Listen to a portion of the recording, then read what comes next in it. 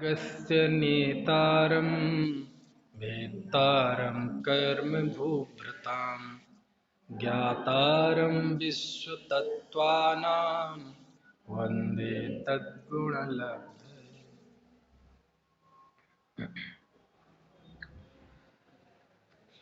20वें सूत्र तक कल बात हुई थी। तत्वार्थ सूत्र अध्याय 6। 20वें सूत्र में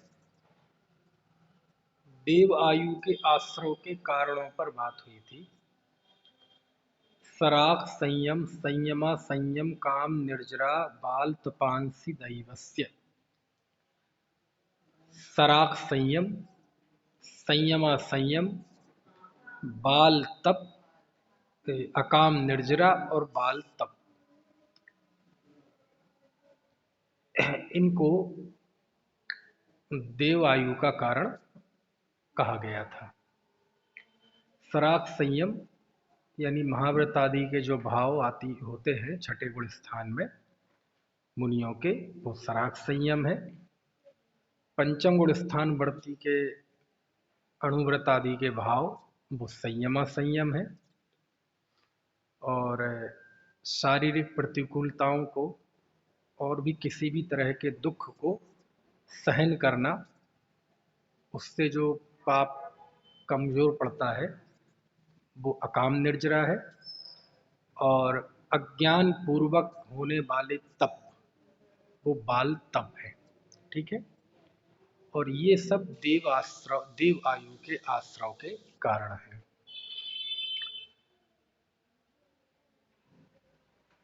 चूंकि सराख संयम, संयमा संयम, इस सूत्र में ऐसा कोई बंटवारा नहीं है कि कौन सी देव आयु का, क्योंकि 4 प्रकार के देव होते हैं: भवनवासी, व्यंतर, ज्योतिषी और पैमानिक।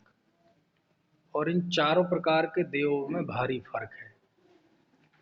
वैमानिक देव तो बहुत स्पेशल होते हैं, और शेष 3 प्रकार के देव भवनवासी, व्यंतर, ज्योतिषिक, इन तीनों को हम कहते हैं भवनत्रिक। क्या बोलते हैं ना? भवनत्रिक। तो इन 3 का और वैमानिकों में काफी फर्क है। वैमानिक जो देव होते हैं वो बड़े स्पेशल होते हैं, वीआईपी है ना। और बाकी के जो 3 हैं ये भी हैं तो देव ही, देव आयु, देव गति, है ना, आदि कर्मों का उदय सबके बराबर है। फिर भी इन 3 में और वैमानिकों में बड़ा फर्क है। जब हम कहते हैं कि फलाना व्यक्ति स्वर्गवासी हो गया, हालांकि वो नरक में गया, स्वर्ग में गया, किसी को नहीं पता, लेकिन जो हम बोलते हैं स्वर्गवासी, तो ये स्वर्ग क्या होते हैं? तो कहते स्वर्गवासी में भवनवासी हुए कि व्यंतर हुए कि ज्योतिषी हुए? तो कहते भवनवासी, व्यंतर, ज्योतिषियों को स्वर्गवासी कहते ही नहीं है ना। वैमानिकों में ही होते हैं स्वर्गवासी। वैमानिक देवों में जो 16 स्वर्गवास में रहने वाले होते हैं, जिन्हें कल्पोपन्न कहते हैं, कल्पवासी, उन्हें ही स्वर्गवासी कहते हैं। 16 ही स्वर्ग होते हैं। ठीक है। इसके अलावा भवनवासी में कोई गया तो उसे स्वर्गीय नहीं कहेंगे। यदि व्यंतर हुआ तो स्वर्गीय नहीं कहेंगे। यदि नारकी नहीं, ज्योतिष हुआ तो स्वर्गीय नहीं कहेंगे। लेकिन वो स्वर्गीय तो वहाँ लोकाचार है। तो स्वर्गीय कहना मतलब एक उसका सुनिश्चित अर्थ है स्वर्ग का। 16 स्वर्ग तो विशिष्ट पुण्य के धारी ही पैमानिक होते हैं। लेकिन यहाँ ऐसा कोई बंटवारा नहीं किया है। और यदि हम बंटवारा करना चाहें तो स्पष्ट दिखेगा कि सराग संयम, संयमा संयम, ये तो सम्यक दर्शन ज्ञान सहित ही होते हैं। 5वां 6वां गुण स्थान दोनों ही सम्यक दृष्टि के ही होते हैं। इसलिए भवनवास प्रारंभ के 2, संयमा संयम और सराग संयम, है ना, ये तो ज्ञानी के ही होते हैं। इसलिए तो भवनवासी, व्यंतर, जोशी की आयु बांध ही नहीं सकते, है ना। पहले से बांध ली हो तो बात अलग है, लेकिन सम्यक्त्व के साथ तो ये आयु बांध ही नहीं जा सकती। अब बच्चे शेष 2, अकाम निर्जरा और बाल तप, ये तो अज्ञानी के हैं, है ना। तो ये तो भवनवासी, व्यंतर, ज्योतिषी, वैमानिक, ये चारों ही हो सकते हैं। जो अकाम, निर्जरा और बाल तप वाले हैं, ये चारों ही जगह आ जा सकते हैं। भवनवासी भी हो सकते हैं, व्यंतर ज्योतिषी भी हो सकते हैं, वैमानिक भी हो सकते हैं।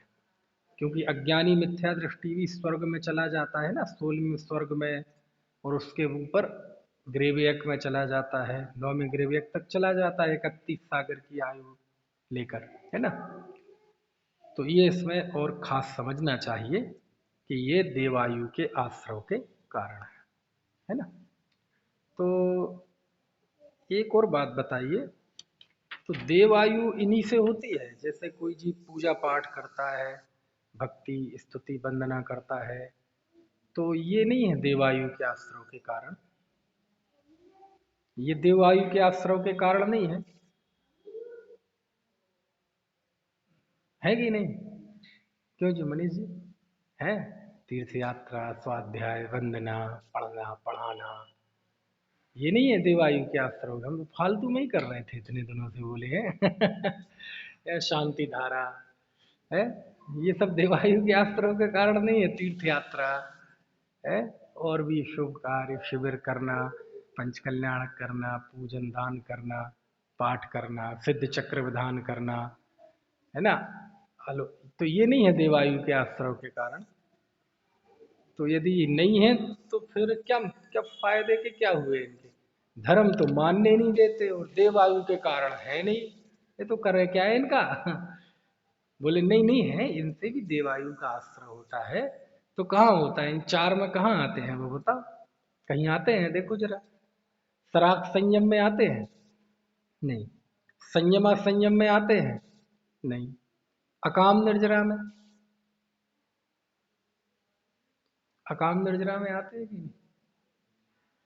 अकाम निर्जरा में हो सकता है आपने नियम ले रखा हो कि हम सुबह अभिषेक करेंगे, पक निश्चित करेंगे कितना ही हो जाए। अब भयंकर ठंड है ना, दो टेम्परेचर है। अब इतनी भी सर्दी में आप सुबह नहा रहे हैं और वो पतली सी इनर पहन के और धोती दुपट्टा पहन के दांत कटकटा रहे हैं और फिर भी कर रहे हैं। तो यदि वो बर्दाश्त कर रहे हैं दुख, यदि दुख बर्दाश्त नहीं कर रहे, मतलब उसे उत्साह से कर रहे हैं, तो अलग बात है। लेकिन यदि उस समय भी आपने नियम ले लिया है, पालना जरूर है। हो सकता है बुखार भी हो, आपको चिकनगुनिया हो, डेंगू हो, नहीं, लेकिन हम तो करेंगे साहब पूरा। तो बर्दाश्त करते जा रहे हैं, खिटखिटाते जा रहे हैं, हाँ हाँ करते जा रहे हैं, फिर भी करेंगे। तो वो उससे अकाम निर्जरा होती है। क्या होती है? उससे अकाम निर्जरा होती है। समझ में आए ना? है? तो ये सब चीजें में ये देखना पड़ता है कि आपके अंदर का भाव क्या काम करता है। क्योंकि जो भी आप पूजा भक्ति आदि करेंगे, किसी ना किसी, है ना, अंतर के भाव से करेंगे जो भी होगा, और उस भाव की पृष्ठभूमि में भी कुछ ना कुछ होगा, है ना। आपने कोई नियम ले रखा होगा, है ना, तो वो सब बाल व्रत बाल तप में आएंगे यदि अज्ञान पूर्वक ले रखा होगा व्रत। और यदि सम्यक ज्ञान पूर्वक ले रखा होगा तो वो संयम संयम में, है ना, आएंगे। और साधु होंगे तो सराग संयम में आएगा, है ना, इस तरह से। चलिए, इसके बाद 21वां सूत्र है। 21वां सूत्र बड़ा छोटा सा सूत्र है। सम्यक्त्वम च, बोलिए। सम्यक्त भी, सूत्र का अर्थ क्या हो गया? सम्यक्त भी, मतलब सम्यक्त भी देवायु का आश्रव होता है। तो मतलब सम्यक्त भी देवायु के आश्रव का कारण है। ठीक है। तो अब सम्यक्त देवायु के आश्रव का कारण कैसे है? ये तो अजीब बात हो गई। अब तक तो हमने सुना था कि सम्यक्त, सम्यक्त मतलब यहाँ सम्यक दर्शन, है ना। वैसे सम्यक्त शब्द का अर्थ सम्यकपना होता है। सम्यक दर्शन, सम्यक ज्ञान, सम्यक चारित्र, तीनों का एक नाम भी सम्यक तो है। क्योंकि सम्यक एक भाववाची शब्द है, सम्यकपना। और सम्यक और मिथ्यापना का व्यवहार तो तीनों में ही होता है। मिथ्या दर्शन, मिथ्या ज्ञान, मिथ्या चारित्र, इन तीनों का एक नाम मिथ्यात्व। और सम्यक दर्शन, सम्यक ज्ञान, सम्यक चारित्र, तीनों का एक नाम सम्यक। लेकिन सम्यक्त जब बोलते हैं तो वहाँ 99.9 स्थानों पर उसका अर्थ सम्यक दर्शन होता है, क्योंकि कुंद कुंद देव ने सम्मतम शब्द का प्रयोग जगह जगह सम्यक दर्शन के लिए ही किया है ना। तो यहाँ सम्यक्त्वम चा, सम्यक्त भी देवायु के आश्रव का कारण है, ये इस सूत्र का सामान्य अर्थ है। यानी सम्यक दृष्टि जीव यदि आयु का आश्रव होगा उसके, तो वो देवायु का आश्रव होगा, है ना। पहले से आयु बांध ली हो मिथ्या दर्शन की अवस्था में तो फिर अलग बात है। मान लीजिए किसी जीव को सम्यक दर्शन हुआ और उसके ही पहले उसने कोई आयु बांध रखी हो, मनुष्य की, त्रेंच की, नारकी की, तो फिर अलग विषय है। लेकिन यदि सम्यक दृष्टि होगा तो सम्यक दर्शन होने पर सबसे पहले तो यह है कि वो मुनि धर्म अंगीकार करके साधना करे और मोक्ष जाए। लेकिन वो नहीं हुआ तो अब स्वाभाविक है मोक्ष नहीं जाएगा, तो कहीं ना कहीं की आयु लेकर पैदा होगा। तो कौन सी आयु का आश्रय होगा उसके? देवायु का आश्रय होगा। तो सम्यक्त को भी, चूंकि सम्यक्त सहित जीव यदि एकमात्र कोई आयु का आश्रय करता है तो देवायु का ही आश्रय करता है ना। इस अपेक्षा से सम्यक्त को भी देवायु का आश्रय का कारण कहते हैं। ठीक है, तो फिर से बोलता हूं मैं, आप इसको टिक करना। सम्यक्त सहित जीव आयु का आश्रय करेगा तो देव आयु का आश्रय ही करेगा। ये बात सर्वथा सही है? क्यों जी नहीं है? क्यों नहीं है? क्या प्रश्न है? सम्यक्त सहित देव आयु का ही आश्रय होता है, ऐसा सही है कि नहीं? पक्का है ना? सिद्धांत हो गया कि नहीं? होगा तो, नहीं होगा तो कोई बात, उससे बढ़िया बात क्या होती है। लेकिन प्रश्न क्या है मेरा? क्या सम्यक सहित देव आयु का आश्रय ही होता है, ऐसा प्रश्न है मेरा। मनुष्य आयु का नहीं हो सकता? नहीं हो सकता? हो सकता है। अच्छा जी, ये तो मैंने सुना ही नहीं। नहीं, अब सुन लो। अरे ये मान लीजिए कोई नारकी है, अब नारकी को सम्यक दर्शन हो जाए और वो आयु बांधेगा, तो नारकी तो देव आयु बांध ही नहीं सकता। समझ में आया ना? और कोई देव है, वह सम्यक दृष्टि हो जाए तो वो देव देव आयु नहीं बांधता वहां। नरक का तो बांधने का सवाल ही नहीं उठता, त्रेंच का नहीं बांधेगा, वह मनुष्य आयु बांधता है। क्या हुआ, क्या कहा मैंने? यदि नरक और देव गति में कोई सम्यक दृष्टि होता है तो वह मनुष्य आयु बांधता है सम्यक्त के साथ। समझ गए? तो ये बात सर्वथा सही नहीं है कि सम्यक्त सहित आयु बंधेगी तो देव आयु ही बनेगी, ऐसा सर्वथा नहीं है। नार की सम्यक दृष्टि होगा तो मनुष्य आयु बांधता है, देव भी सम्यक दृष्टि होगा तो मनुष्य आयु बांधता है। समझ में आया? तो फिर उसको क्यों नहीं कहते, ऐसा क्यों कहते हैं कि सम्यक तो सहित देवायु के आश्रय का देवायु ही बनती है? उसकी वजह ये है, मनुष्यों की मुख्यता से ये बात है। किसकी मुख्यता से? मनुष्यों की मुख्यता से ये बात है। और चूंकि मनुष्य आयु गति एक ऐसी गति है, मनुष्य अवस्था एक ऐसी अवस्था है जहां से सब जगह जाया जा सकता है। देखो, नारकी है, नारकी देव नहीं हो सकता। हो सकता है क्या? नहीं हो सकता। ठीक है, नरक से निकलने वाला या तो मनुष्य होगा या त्रेंच होगा। देव से निकलने वाला मनुष्य हो सकता है या त्रेंच हो सकता है, नारकी नहीं हो सकता। लेकिन मनुष्य और नारकी, त्रेंच एक ऐसे जीव हैं जो नारकी होगा तो मनुष्य भी हो सकता है, देव भी हो सकता है, नरक में भी जा सकता है और त्रेंच में भी जा सकता है। मनुष्य आयु वाला चारों गति बन सकता है। तो ये बात नारकी और देव इन दो गति में नहीं है, मनुष्य और त्रेंचों में ही है। अब मनुष्य और त्रेंचों में त्रेंच की जो सीमा है परिभ्रमण की, वो एक लिमिट है। कैसे लिमिट है? कि त्रेंच जाएगा तो 16वें स्वर्ग के ऊपर नहीं जाएगा। समझ में आया? लेकिन मनुष्य मोक्ष तक जा सकता है ना। तो परिभ्रमण में अथवा परिभ्रमण के अभाव में जो सबसे ज्यादा महत्व की गति है वो मनुष्य गति है। इसलिए जिनागम में बहुतेरे जो कथन होते हैं वो मनुष्य की मुख्यता से आते हैं। तो इस कथन को भी मनुष्य के ही हिसाब से समझना चाहिए।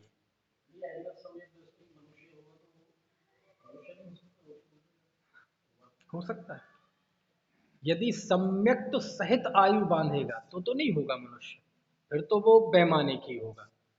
लेकिन यदि पहले से आयु बांध रखी है और सम्यक दृष्टि हो गया, अविरत सम्यक दृष्टि हुआ चौथे गुण स्थान वाला, तो वो मनुष्य ही होगा।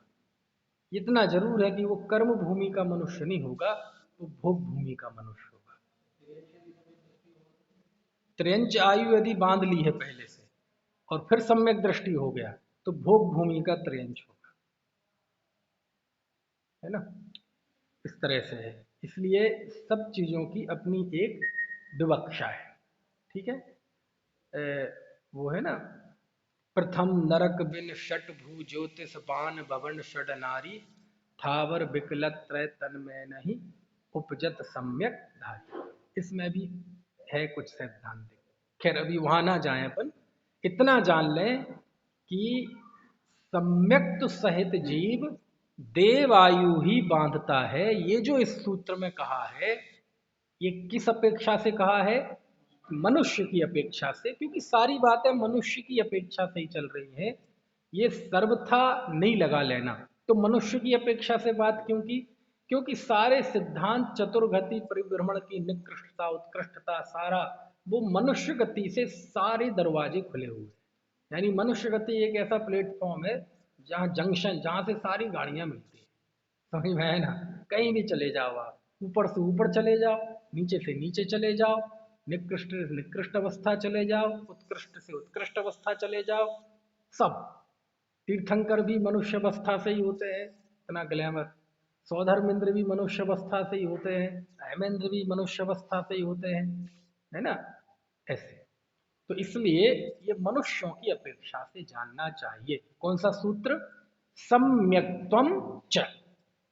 सम्यक्तम चा का अर्थ क्या हो गया? सम्यक भी देवायु के आश्रव का कारण है। तो प्रश्न मेरा क्या था कि क्या सम्यक तो सहित देवायु का ही आश्रव होता है, ऐसा नियम है क्या? तो कहते नहीं। यदि नारकी और देव यदि सम्यक दृष्टि हो जाएंगे तो वह नियम से मनुष्य आयु का आश्रव करते हैं। तो फिर यहाँ क्यों लिखा मनुष्यों की अपेक्षा से? क्योंकि मनुष्य ही सब जगह जा सकता है, तो उसकी अपेक्षा से मनुष्य। और त्रेंच भी ले लो यहाँ, क्योंकि त्रेंच भी यदि आयु सम्यक दर्शन सहित आयु बांधेगा तो वह वैमानिक देव की ही बांधेगा, इसलिए उसको भी ले सकते हैं मनुष्य और त्रेंच। क्योंकि मनुष्य और त्रेंच से चारों ही गतियों में जा सकते हैं, देव और नारकियों में से नहीं जा सकते। इसलिए उन दो गतियों की अपेक्षा को गौण रखा और मनुष्य और त्रेंचों की अपेक्षा को मुख्य रखा। ठीक है, इस तरह से। अब अगला प्रश्न, सम्यक्त का देवायु, सम्यक्त मुक्ति का कारण है कि देवायु के आश्रव का कारण है? कहते देखो सम्यक्त तो मुक्ति का ही कारण है, फिर उसे देवायु के आश्रव का कारण क्यों कहते हैं? वो इसलिए क्योंकि जब जीव सम्यक दृष्टि यदि है, वो सम्यक दृष्टि यदि है तो सम्यक दर्शन के साथ यदि कोई आयु बनेगी तो देवायु ही बनेगी मनुष्यों की अपेक्षा से, है ना। यानी सम्यक दृष्टि यदि मनुष्य है तो वो त्रेंच नहीं होगा, नरक नहीं में जाएगा, वो देवगति में ही जाएगा, है ना। तो इसका इसके साथ एक नियम है, इसलिए सम्यक्त को भी देवायु के आश्रव का कारण कहते हैं, है ना। यदि इसका तात्विक विवेचन किया जाए तो सम्यक तो कोई देवायु के आश्रव का कारण नहीं है। कौन देवायु के आश्रव का कारण है? सम्यक दृष्टि होगा तो सम्यक दृष्टि के साथ स्वाभाविक है कि उस जीव के तीव्र कषाय नहीं होगी। तीव्र कषाय मतलब अनंतानुबंधी कषाय नहीं होगी। और अनंतानुबंधी कषाय के अभाव में अब जो भी कषाय के उदय का भाव है, जो भी रागांश शेष है, कोई भी अशुभ शुभ किसी भी तरह का हो, है ना, वह जीव को नरक में नहीं ले जा सकता, त्रेंच में नहीं ले जा सकता, मनुष्य में नहीं ले जा सकता। सम्यक्त्व के साथ जो भी भाव होंगे वो कुदरती तौर पर ऐसे ही भाव होंगे होती उसको देवायु का आश्रव ही होगा, ऐसा नियम। समझ में आया ना। तो फिर सम्यक्त पे ही उपचार आता है। क्यों?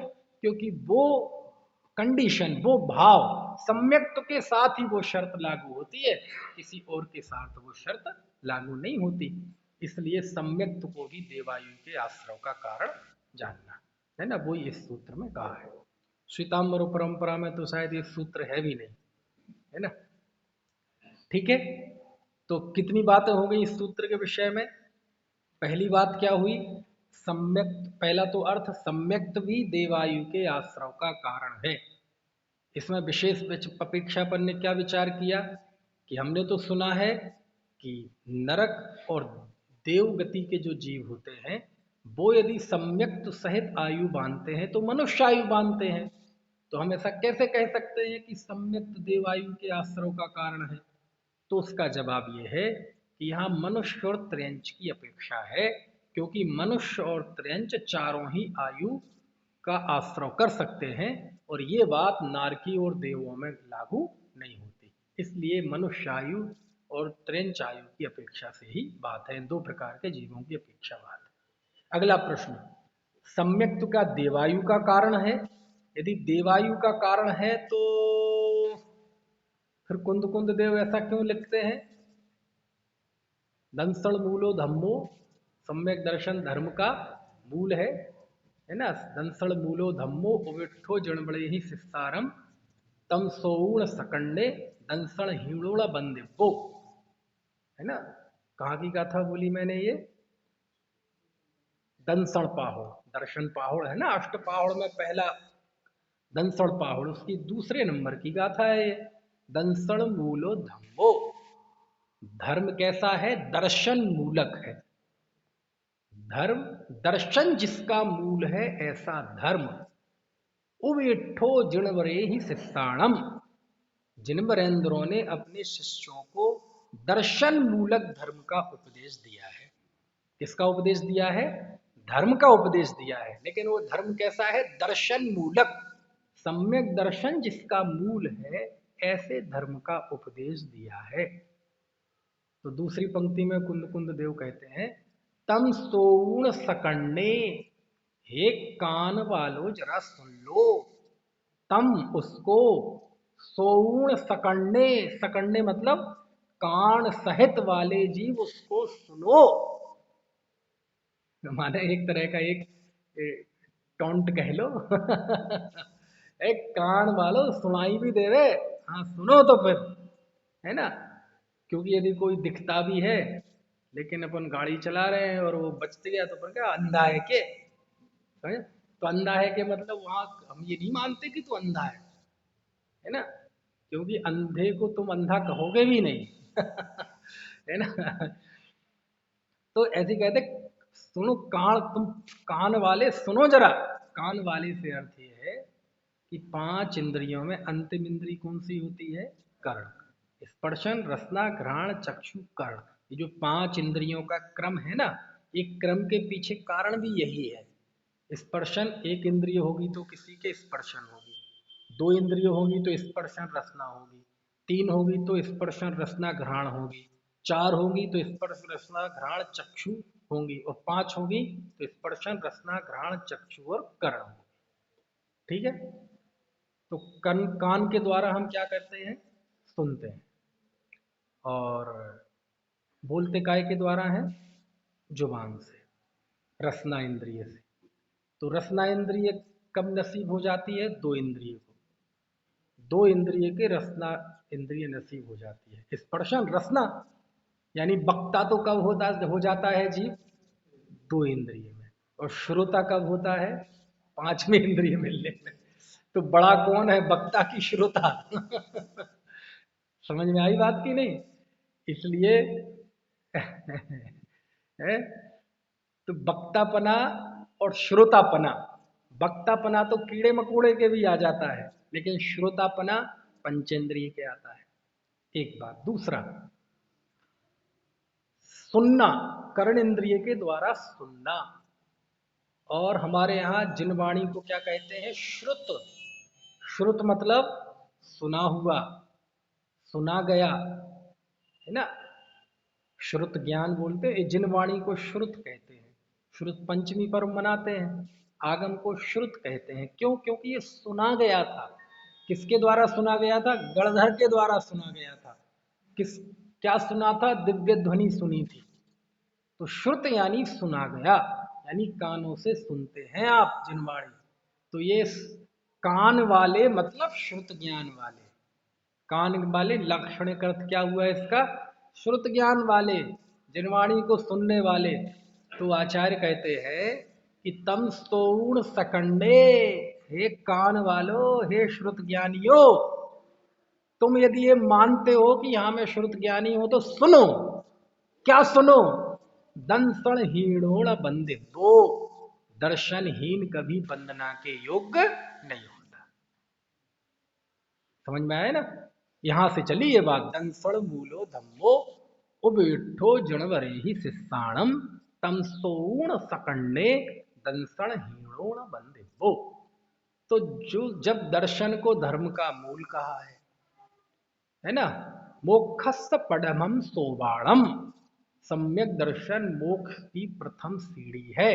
मोक्षस्स मतलब मोक्ष की, पडमम, पडमम मतलब प्रथमम, सोवाणम, सोवाणम मतलब सोपानम, सोपान तो जानते ना आप, सीढ़ी। तो सम्यक दर्शन मोक्ष की पहली सीढ़ी है। छड़ाला में भी पढ़ते हैं, मोक्ष महल की प्रथम सीढ़ी, या बिनु ज्ञान चरित्रा, सम्यक्त्वान लहे सो दर्शन, धारो भव्य पवित्रा। और तीन लोक तिहु काल माहि नहीं, दर्शन सो सुखकारी, सकल धर्म को मूल यही, इस बिन सब करनी दुखकारी। समझ गए? समंत भद्राचार्य कहते तीन लोक तीन काल में तुम्हारा सबसे बड़ा कोई मित्र है, कल्याणकारी है, तो वह सम्यक दर्शन है। तो सम्यक दर्शन तो ज्ञानियों ने, धर्मात्माओं ने मुक्ति का मूल कहा है, धर्म का मूल कहा है। और आप कह रहे हैं कि वो देवायु के आश्रव का कारण है। तो ये तो बात अलग हो गई ना, है ना?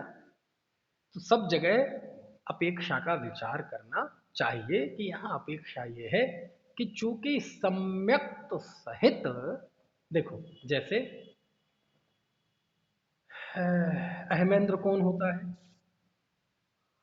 अहमेंद्र कौन होता है? गृहस्थ होता है कि मुनि होता है? भाई 16 स्वर्ग हैं, 16 स्वर्ग के ऊपर के जो देव हैं, ग्रीव यज्ञ के, अनुदिश के, अनुत्तर के, इन सबको कहते हैं अहमेंद्र। क्या बोलते हैं? अहमेंद्र। और 16, चूंकि इंद्र की व्यवस्था 16 स्वर्ग तक ही है, उसके ऊपर अहमेंद्र है सब। उन्हें अहमेंद्र क्यों कहते हैं? क्योंकि वहां इंद्र नहीं है, वहां कोई राजा नहीं है, असली साम्यवाद है वहां, असली समाजवाद है। मतलब वहां पे कोई इंद्र आदि की व्यवस्था नहीं है।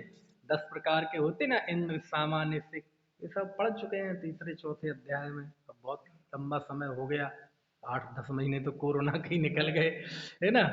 तो ये सब पढ़ाए थे मैंने, बोर्ड पे सब बताए थे, है ना? पूरे तीसरा चौथा अध्याय पढ़ा था कि नहीं, देवों के 10 प्रकार, कैटेगरी, इंद्र आदि। तो जो इंद्रों देवों में बंटवारा होता है छोटे बड़े का, तो 16वें स्वर्ग के ऊपर जो ग्रैवियक आदि में व्यवस्था होती है, वहां कोई छोटा बड़ा नहीं होता, जो जहां है सब बराबर होते हैं। समझ में आया ना? सब बराबर बिल्कुल, कोई बड़ा छोटा, कोई इंद्र, सामान्य, सिक, द्वायत्र, त्रयात्रिश, लोकपाल, अनीक, ऐसा कुछ नहीं होता। आप योग्य किल विषय कोई नहीं होते, है ना? तो वो सब अहमेंद्र कहलाते हैं। और वो अहमेंद्र कौन होते हैं? अहमेंद्र कौन होते हैं? जो महाव्रती होते हैं, मुनि होते हैं, वही वहां की आयु बांधते हैं। समझ में आया ना? गृहस्थ नहीं बांधता, कपड़े वाला नहीं बांधता, मुनि ही बांधते हैं। तो अब वो उस आयु का कारण कौन है? बोले महाव्रत। क्यों? क्योंकि महाव्रत के बिना वो आयु होती नहीं। तो हमने तो सुना है महाव्रत मुक्ति के कारण है। अरे समझो बात को, कहीं कहीं वो अन्वय व्यतिरेक आदि को लेकर भी इस तरह के नियम बनाए है। अब सबसे अच्छी गति कौन सी है जी? बोले मनुष्य। क्यों? मनुष्य गति से ही मोक्ष जा सकते हैं। लो, तो मनुष्य गति से तो 7वें नरक में भी जा सकते हैं। अब वो छोड़ो जी, मोक्ष जा सकते हैं ना, बस इसलिए सबसे अच्छी गति। तो ये सब चीजें होती है ना? तो ऐसे यहाँ सूत्र है सम्यक्त्वम च। ठीक है, समझ में आ गई बात। और यदि इसका तात्विक विवेचन पढ़ना हो तो पुरुषार्थ सिद्धि उपाय में 3 श्लोक हैं। आचार्य अमृत चंद स्वामी ने बहुत अच्छे 3 श्लोक लिखे हैं, जिसमें उन्होंने लिखा है आत्मा के जिस अंश में राग है उतना बंध है, और जितने राग अंश में वीतरागता है उतने में जीव अबंध है।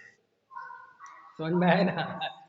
ऐसे तो वहां से समझ लेना कि देखो भेद विज्ञान में केवल इतनी ही चीज शामिल नहीं है कि मैं आत्मा हूं और शरीर आदि पदार्थ मुझसे भिन्न है। भेद विज्ञान में ये तो है ही, इसके साथ साथ जहां जहां जिस जिस चीज में तात्विक भेद है उस तात्विक भेद को भी जानना, ये भी भेद विज्ञान का अंश है। कुंद कुंद देव ने बताया है ना, बोले किसी भी चीज में, ये तो हमने अभी अपने और पराये के बीच में भेद विज्ञान किया कि मैं आत्मा और बाकी मुझसे भिन्न। और भी जहां अपनी पराये की बात ना भी हो लेकिन उसमें शुद्धता और अशुद्धता के बीच में भेदक रेखा डालना, हे और उपादेय के बीच में बंटवारा करना सही, वो भी भेद विज्ञान का ही एक दूसरा रूप है। बोले धर्म क्या है? बोले रत्नत्रय वीतराग भाव धर्म है। तो वीतराग भाव मतलब क्या? तो अब उसमें जिस बात को गुरुदेव कहते थे कि जिस भाव से तीर्थंकर प्रकृति बंधती है वह भाव भी बंध का कारण है। तो यानी कोई भी ऐसा भाव जो बंध का कारण है, भले ही वो 16 कारण आदि भावनाएं हों जिससे तीर्थंकर प्रकृति बंधती है, वह भी बंध का कारण है, मुक्ति का नहीं। तो इतने बारीक में जाकर बंध के कारण और मुक्ति के कारण को भी भिन्न भिन्न देखना, ये भी भेद विज्ञान है। समझ में आए ना? हे उपादेय में भी बिल्कुल बारीक में जाकर देखना, परमार्थ से क्या उपादेय और क्या है, ये भी भेद विज्ञान है ना? तो जरूरी नहीं है भेद विज्ञान केवल अपने और पर के बीच में हो, पर में भी भेद विज्ञान सही गलत का हो सकता है, लेकिन वो सब आत्महित के हिस्से एक उपक्रम के तौर पे आते हैं, तो ये उनका महत्व है। बाकी दुनिया में तो अपन को भेद विज्ञान है ही, ये मेरा घर है, ये मेरा नहीं है, समझ में आए ना? उस भेद विज्ञान की बात यहाँ नहीं है। चलिए अब 22वां सूत्र। अब आगे प्रारंभ होती है नाम कर्म के आश्रव का कारण। ठीक है, और आपको पता है ये नामकरण बड़ा स्पेशल है, बहुत स्पेशल है। किस दृष्टि से स्पेशल है? कर्मों की 148 प्रकृतियां होती हैं, 8 कर्मों की 148 प्रकृतियां, और उसमें जो नाम कर्म है, ये नाम कर्म की प्रकृतियां सबसे ज्यादा है। यानी नाम कर्म की औलादें सबसे ज्यादा है, 93 औलाद है। कितनी? 93। तो बाकी 7 कर्मों की छोड़ के केवल नाम कर्म की 93 प्रकृतियां हैं, 93। बहुत वेरिएशन है, बहुत वेरिएशन है ना? क्योंकि नाम कर्म का काम मालूम क्या है? ये जो हमारे शरीर की रचना है ना, ये नाम कर्म का काम है। और आप देखो दुनिया में सबसे ज्यादा नाम कर्म की वैरायटी दिखाई देती है ना? देखो कभी कभी जब दिमाग में थोड़ा खुरापात सी आती है तो हम बैठते हैं, ऐसा विचार करते हैं, तो इतने लोग बैठे हैं, सबके चेहरे देखो एक दूसरे के, बोले कैसे कैसे विचित्र विचित्र चेहरे हैं, है कि नहीं है? किसी का लंबा, किसी का मोटा, किसी का पतला, किसी का बिल्कुल हुक्के जैसा किसी का गोल। अरे बोले यार क्या, किसी के ऐसे दांत, किसी के एड़े, किसी के टेढ़े, किसी के मेढ़े, किसी के काले बाल, किसी के सफेद बाल, किसी के आधे काले आधे सफेद, किसी के आधे गायब, किसी के घने, किसी की सफेद मूंछ, कितनी कितनी। यानी जैसे अपन आमतौर पर एक दूसरे को देखते रहते हैं तो कोई ऐसे प्रश्न खड़े नहीं आते, कभी गौर से देखो यार एक एक आदमी के चेहरे, तो समझ में आएगा कि ये नाम कर्म की कितनी, मतलब कितनी वैरायटी है इस नाम कर्म में। आप देखो, आप जैसे यहाँ हम लोग बैठे हैं 40-50 लोग, पूरे मेरठ में मेरे समझ से 20 लाख आबादी तो होगी, होगी 20 लाख, नहीं होगी, ज्यादा होगी, होगी इतनी तो। क्यों जी सौरभ जी कितनी है? 35 लाख। ज्यादा तो नहीं हो गई? चलो मान लो, हमारा क्या जा रहा। ज्यादा ही बढ़ ही रही है, घट तो रही नहीं। होगी तो अच्छा है, नहीं होगी तो हो जाएगी 1-2 साल में 35। तो 35 लाख की लगभग आबादी है। 35 लाख लोगों के अंगूठे आपस में मिलते हैं? नहीं मिलते।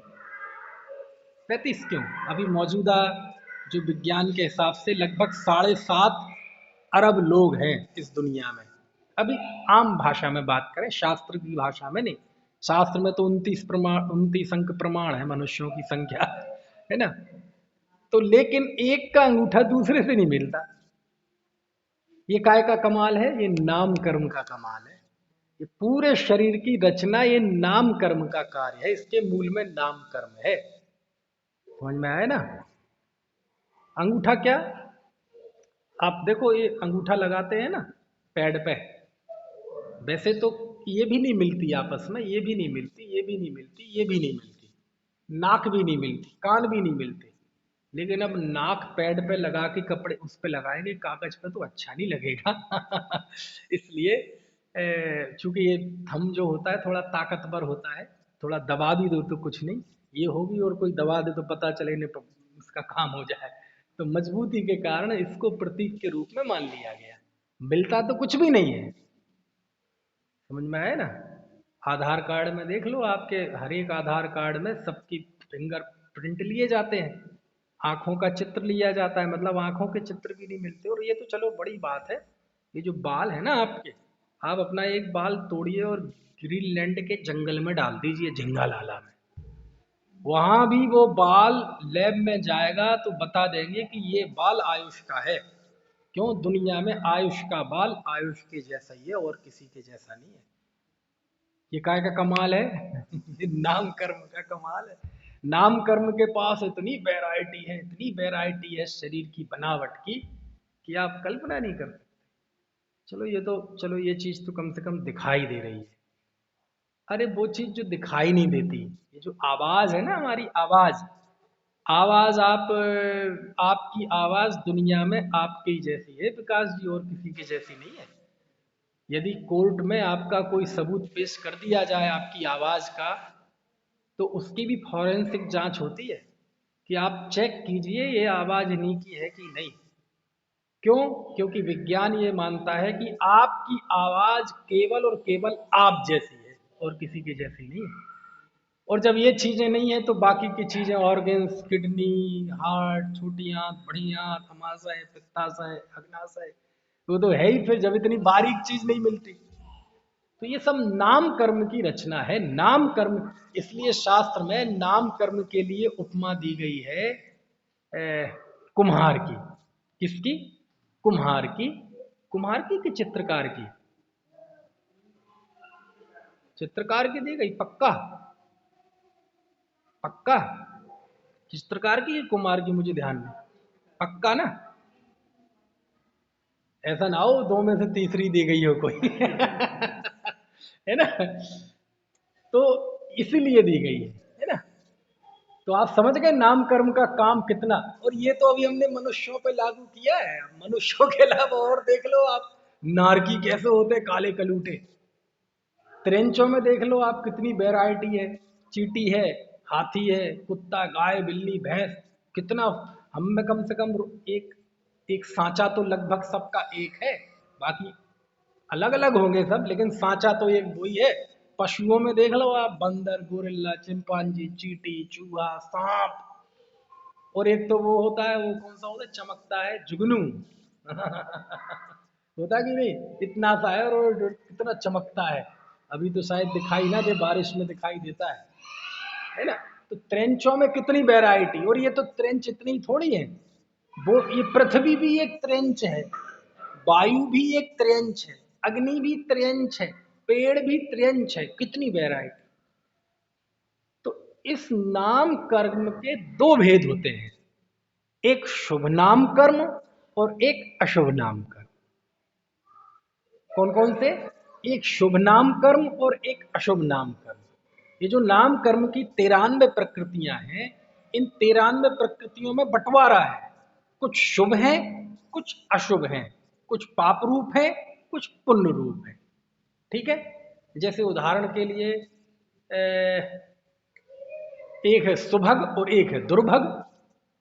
सुभग मतलब सुंदर रूप होना, दुर्भग मतलब कुरूप होना। तो कुरूप काय में चला गया? अशुभ नाम कर्म में। और स्वरूप काय में चला गया? इस सुभग का चला गया शुभ नाम कर्म में। एक है सुस्वर नाम कर्म, एक है दुस्वर नाम कर्म। सुस्वर नाम कर्म मतलब अच्छा, अच्छी आवाज होना, और दुस्वर नाम कर्म मतलब बुरी आवाज होना, कर्कश आवाज होना। तो कर्कश काय में चला जाएगा? अशुभ नाम कर्म में। और सुस्वर काय में चला जाएगा? शुभ नाम कर्म में। उन्हीं, देखना कमाल की बात, उन्हीं नाम कर्म की 93 प्रकृतियों में एक प्रकृति है तीर्थंकर नाम कर्म। कौन सी है? तीर्थंकर नाम कर्म। तो यहां आगे के 3 सूत्रों में, एक सूत्र में बताया है अशुभ नाम कर्म के आश्रव का कारण, अगले सूत्र में बताया शुभ नाम कर्म के आश्रव का कारण, और अगले सूत्र में बताया तीर्थंकर नाम कर्म के आश्रव का कारण। समझ में आए? तो तीर्थंकर का अलग से क्यों बताया?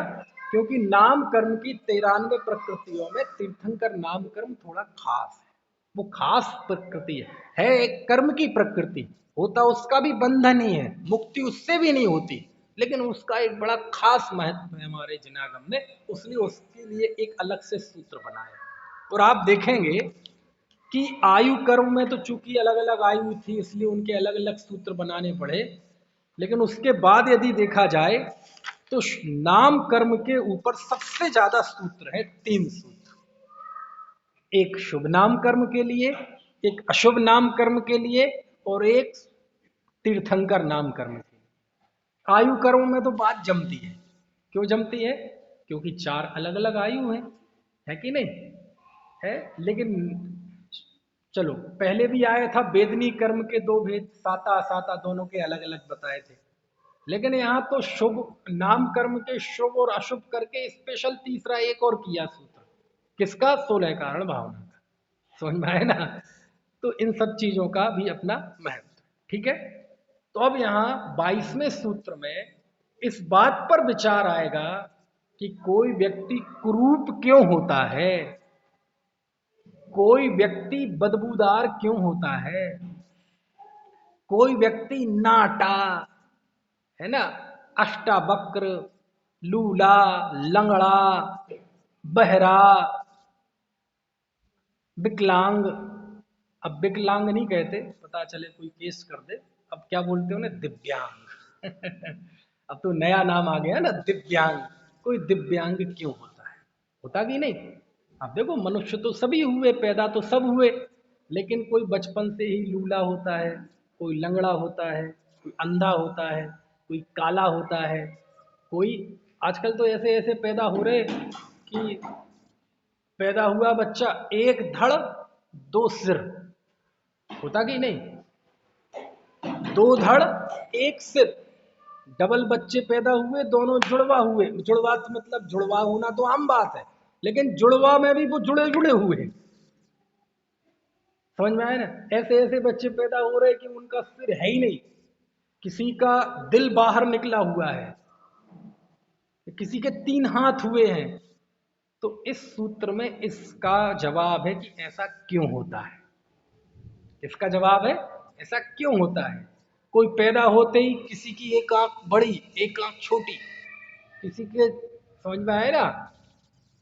आप देखते होंगे उरूप कुरूप किसी कैसे तरह के लोग होते हैं। तो ऐसा क्यों होता है, इसका जवाब इस सूत्र में है। ये तो मैं मनुष्यों की अपेक्षा बात कर रहा हूँ, बाकी जीवों की अपेक्षा जाएंगे तो और भी। आप देखो, कुभोग भूमि में जीव होता है। कैसा होता है कुभोग भूमि में जीव?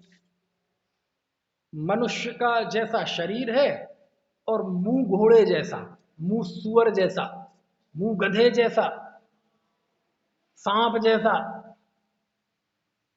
ऐसा क्यों होता है? समझ में?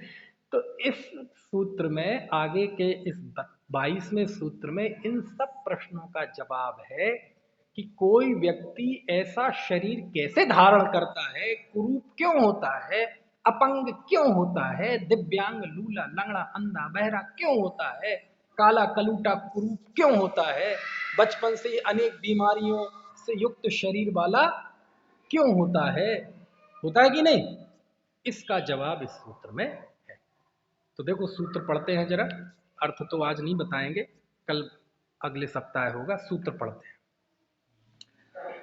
योग वक्रता विसंवादनम चाशुभस्य नाम्नः।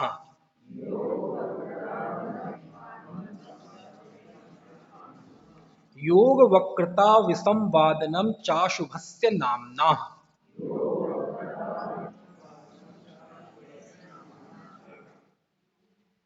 योग वक्रता, योग वक्रता मतलब योगों की वक्रता। विसंवादनम और विसंवाद, च अशुभस्य नाम्नः। वो शुभ दिख रहा है, शुभ नहीं है, वो अशुभ है। अशुभ नाम कर्म के आश्रव के कारण है। यानी अशुभ नाम कर्म, जिस नाम कर्म के उदय से हमें, है ना, अशुभ शरीर मिलता है, अशुभ इंद्रियां, ये सारी चीजें होती हैं, वो क्या कहलाता है? अशुभ नाम। उसका कारण क्या है? योगों की वक्रता और विसंवाद। ठीक है। अब योगों की वक्रता मतलब क्या है? योग की वक्रता यानी क्या? 3 योग होते हैं, मन योग, वचन योग और काय योग, है ना। और वक्रता मतलब कुटिलता। वक्रता यानी कुटिलता, मतलब मन में कुछ और होना, वचन में कुछ और कहना, और करना कुछ और। जाना है दिल्ली, कह रहे हैं देहरादून, और गए अलीगढ़। समझ में आया? है ना। मन में कुछ और होना, वचन कुछ और निकलना, काय से कुछ और करना, इसी को कहते हैं योगों की वक्रता। यानी इसके मूल में तो छल कपट का भाव होता है। तो है ना, जो इस तरह की मन वचन काय की विरूपता होती है, एक रूपता नहीं हो, इससे विपरीत होता है उत्तम आर्जव धर्म। उत्तम आर्जव धर्म पढ़ा होगा ना। मन में होए सो वचन उचरिए, वचन होए सो तन सो करिए, और ऐसा ना करिए। बस उसका नाम क्या है? उसका नाम है योगों की वक्रता। अच्छा, योग ये होता किसके है? योग किसका गुण है? आत्मा का कि शरीर का? किसका गुण है? आत्मा का कि शरीर का? शरीर का कि आत्मा का? क्यों जी? है आत्मा का कि शरीर का? आयुष शरीर का है कि आत्मा का है? शरीर का। योग गुण आत्मा का है।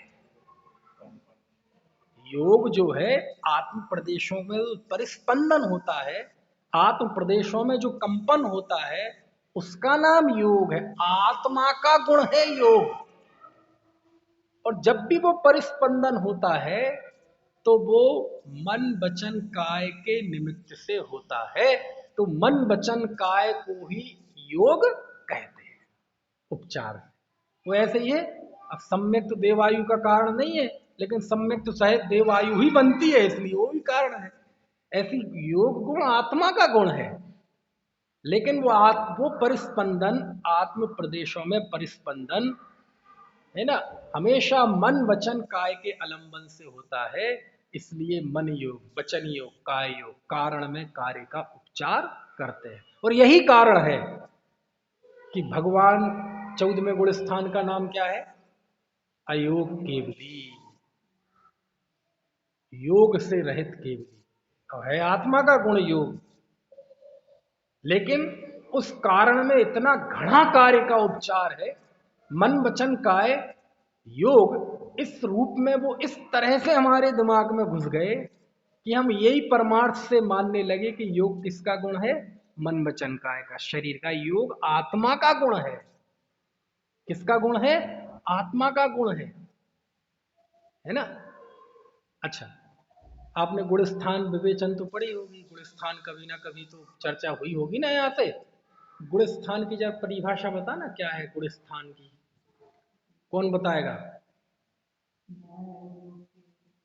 हाँ, नहीं नहीं, मोह और योग के निमित्त से जीव के श्रद्धा और चारित्र गुण की तारतम्य रूप अवस्थाओं का नाम गुण स्थान। तो कौन से योग लिखे? मोह और योग से, समझ में आए ना? खैर अभी इसमें नहीं जाते हैं, अभी मोटा अभी वो कोई विषय नहीं है। कहने का आशय ये है, योगों की वक्रता, यानी योगों की वक्रता यानी मन में कुछ और होना, वचन में कुछ और कहना, और काय से कुछ और करना। और जब ये विरूपता होती है ना, मन वचन काय की विरूपता, तो आपको शरीर भी विरूप मिलता है। समझ में आया ना? आपने छल के कारण, आदमी जब देखो छल युक्त वाणी बोलता है, अभी पिछले सप्ताह भी बात हुई थी, जब वो छल से बोलता है ना, तो उसकी शरीर में एक विचित्र किस्म की बनावट आती है शरीर में, है ना? वो थोड़ी सी छल के युक्त बोलेगा तो आंखें मिचकाएगा, यूं टेढ़ा मेढ़ा मुंह करेगा, और यहाँ वहां देखेगा, बगलें झांकेगा। ठीक है, तुझे विरूप ही शरीर मिलेगा। तुझे जब सुंदर समचतुष संस्थान वाला, है ना, बिल्कुल शांत चित्त शरीर मिला है तुम्हें यदि, लेकिन तुमने कुरूपता के अपनी छल के कारण इस कुटे, आप देखना, जो व्यक्ति जैसा सोचता है ना, उसके चेहरा भी वैसा ही हो जाता है। अच्छा, किसी के चेहरे को देखकर आप कैसे पता लगा लेते हो कि ये परेशान सा है, परेशान है, दर्द है, कुछ तकलीफ है, शारीरिक तकलीफ है? कैसे पता लगा लेते हो? वो बताता है मुंह से, चेहरे पे लिखा होता है, फिर कैसे पता लगा लेते? पता तो लगाते ही है ना आखिर। और चेहरे से कहते हैं बड़ा प्रसन्न है भाई, और चेहरे पे अलग ही चमक थी आज। इसका मतलब है वो चेहरा है, ये कुछ इंडिकेशन तो करता है। ये चेहरा एक स्क्रीन होता है। आप देख लेना, आप जब देखो छल के परिणाम आते रहेंगे ना आपके मन में, कुटिलता, मन में कुटिलता, और यदि आपके मन में कुटिलता कुटिलता के भाव आते रहेंगे, तो आपका चेहरा भी वैसा हो जाता है, उस तरह का। आपके चेहरे पे भी वो कुटिलता वाले भाव जो है वो स्थायी घर कर जाते हैं। और यदि आप अंदर में शांत होंगे, बहुत मंद कशाई, हमेशा अच्छा सोचने वाले, पॉजिटिव अप्रोच रखने वाले, और ऐसा लंबे समय तक चलेगा, तो वो चीजें आपके चेहरे पे आ जाएंगी। आपका चेहरा भी शांत दिखेगा, आपकी चेहरे की रेखाएं भी बिल्कुल ऐसी होंगी कि हम उसका विवेचन कर सके चाहे ना कर सके, चेहरे पे शांति दिखेगी, सौम्यता दिखेगी। समझ में आया?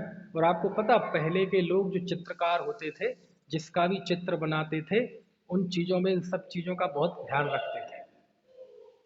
समझ में आया ना? तो ये सारी चीजें हो, जो जिसके अंदर क्रूरता होती ना, क्रूरता, 24 घंटे हिंसक विचार उसके अंतर्गत आते, हिंसक हिंसक, मारने के, पीटने के, तहस नहस करने के, क्षणिक आ जाए अलग बात है, लेकिन जब ये उसका स्वभाव बन जाता है, भीतर की सोच बन जाती है, तो उसका चेहरा भी विकृत हो जाता है। उसकी आंखें भी वैसी क्रूर सी हो जाएंगी, आंखें हमेशा वो लाल कोरे कोरे दिखाई देंगे। उसके यहाँ यहाँ भी इस तरह की रेखाएं विकसित हो जाएंगी कि वो उसके चेहरे से भी एक क्रूरता दिखेगी, डरावनापन दिखेगा।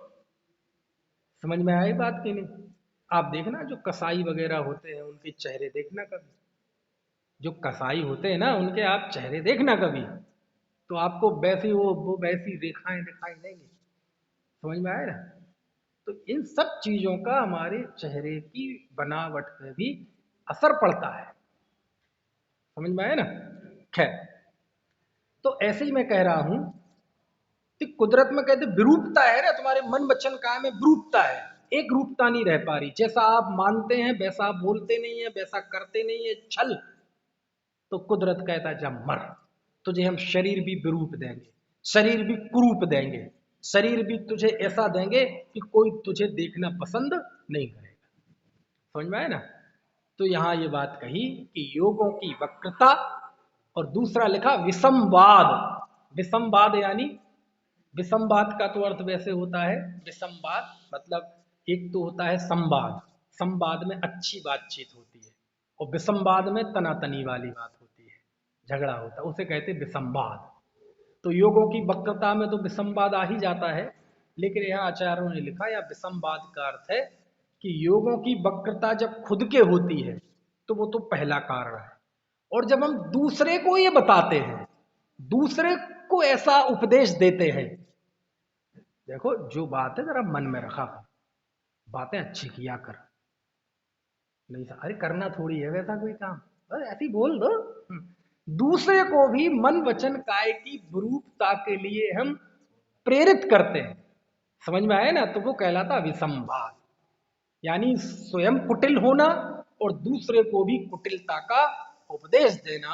अरे तुम बहुत सीधे आदमी हो, तुम्हें समझ में जो आता है मुंह में सीधे सच्चे से कह देते हो, ऐसा नहीं कहा जाता, थोड़ा डिप्लोमेटिक हुआ जाता है, सीधे मत मानना कोई बात, समझ में आए ना। ऐसे खैर, तो ये दोनों अशुभ नाम कर्म के आश्रव के कारण हैं। यदि इस तरह की विरूपता हमारे अंदर में है तो समझ लेना अब तो जो हुआ सो हुआ, अब जो आगामी शरीर मिलेगा ऐसा बीभत्स शरीर मिलेगा, डरावना शरीर मिलेगा, अशोभनीय शरीर मिलेगा, काला कलूटा कुबड़ा, है ना, ऐसा शरीर मिलने वाला है। ठीक है, तो शुभ नाम कर्म का आश्रव का कारण क्या है, इससे उल्टा मन में हो सो वचन उचरिए, वचन हो सो तन सो करिए, जैसा मन में हो वही बोलना वही करना, ये योगों की सरलता। और ऐसा ही दूसरे को कहना, देखो कई तरह के लोग होंगे ना, एक कहेगा देखो ऐसा है, जो बात है मन में सीधे साधे सरलता से कह दो, समझ में आए ना, छुपाओ मत, सत्य बोलो खुश रहो। और दूसरा क्या सलाह देगा, तुम यार तुम बस यही दिक्कत है, तुम्हें कहाँ क्या बोलना ये नहीं पता, और यही वाले लोग ज्यादा मिलेंगे, समझा ना, है ना, जरा इसको ऐसे कहना, जरा घुमा के कहना, है ना। तो एक क्या सलाह देगा, देखो जो बात है बिल्कुल सीधे सरल सज्जनता से बता दो, ना कम ना ज्यादा, जो बात जैसी है सरलता से कह दो। और दूसरा क्या बोलेगा, यार तुम्हें बात करना नहीं आता, समझ में, तो दुकानदारों से पूछो है ना क्या स्थिति होती है। दुकान में मालूम क्या होता है, एक ग्राहकों में और दोनों ही तरफ से, जैसे सिखाते हैं, जैसे हम दुकान किसी शॉपिंग करने गए, बोले ध्यान रखना कोई चीज पसंद आ जाए ना तो एकदम उस पर मत झपट्टे मार दे, हाँ हाँ हाँ ये आ गई पसंद, हाँ बहुत बढ़िया जी, पसंद भी आ जाए तो चुप रहे ना, हाँ ये थोड़ी ठीक सी तो है, बस ठीक ठीक सी है जी, चलो रह समझ गए। हाँ वह जी, कपड़ा भी ठीक ठीक सही है, कलर कलर हाँ हाँ हाँ, कितने के रुपए का है जी ये, इतने का तो नहीं लग रहा जी, समझ रहे?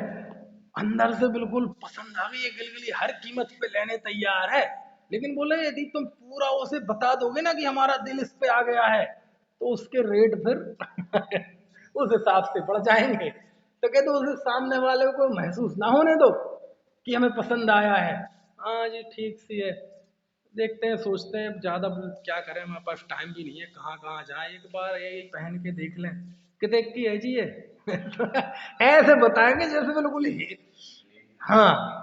और ग्राहक भी नहीं, दुकानदार भी इतनी कमाल का होता है, उसे भी पता चल जाए ना कि ये चीज इसको पसंद आ गई है और किसी भी कीमत पे लेने तैयार हो जाए, फिर देखो आप, देखो जी ये है इतने की है, आपको मिले तो ले लो, पसंद आए तो बिल्कुल मत लो, ये रखिए जी हमारे पास, ऐसे बिल्कुल नखरे दिखाएगा कि पता नहीं क्या बेच रहा है, समझ में आया ना।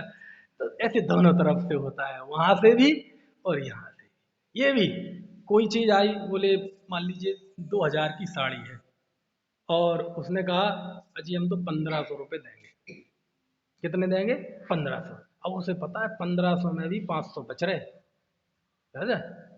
ना जी अजी इतना नहीं होता हमारे यहाँ, 500 रुपये कम हो जाए जी, इतनी तो हमें नहीं आई जी घर में, देखो अंत अंत में जाते जाते दे देगा वो 1500 में, लेकिन देने और नहीं देने के बीच में जो वो घुमाएगा ना न घुमाएगा ना, तो कहने का आशय ये है, तो सब तरह के एक सलाह क्या देगा, देखो जी ज्यादा उसमें ना पड़ो, अपना रेट फिक्स रखो, अपना जो जो एक एक विवेकपूर्ण मार्जिन है उतना रख लो, किसी को बता दो कि इतने में है, इतने में नहीं, बस इसके बीच में हमारे यहाँ कुछ नहीं।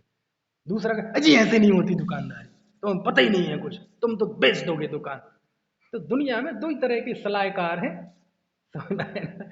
वही है ना, कौआ और कोयल, दोनों देखने में तो एक से ही लगते हैं, पता कब चलता है, जब वो बोलते हैं, समझ में आया? ऐसे ही जो अशुभ नामकरण वाले के योग की वक्रता होती है, तो वो दूसरों को भी वैसा ही कहता है, विषम बात करता है, और जिसके सरलता होती है वो दूसरों को भी ऐसी सरलता की बात कहेगा। ज्यादा चक्करों में मत पड़ो, संतोष वृत्त रखो, है ना? तो यही है कि दुनिया में जब दुखी सुखी ये सब भेद दिखाई दे रहे हैं, इसका मतलब उनके कारणों में भी भेद है। चलो बाकी की बात अगले सप्ताह।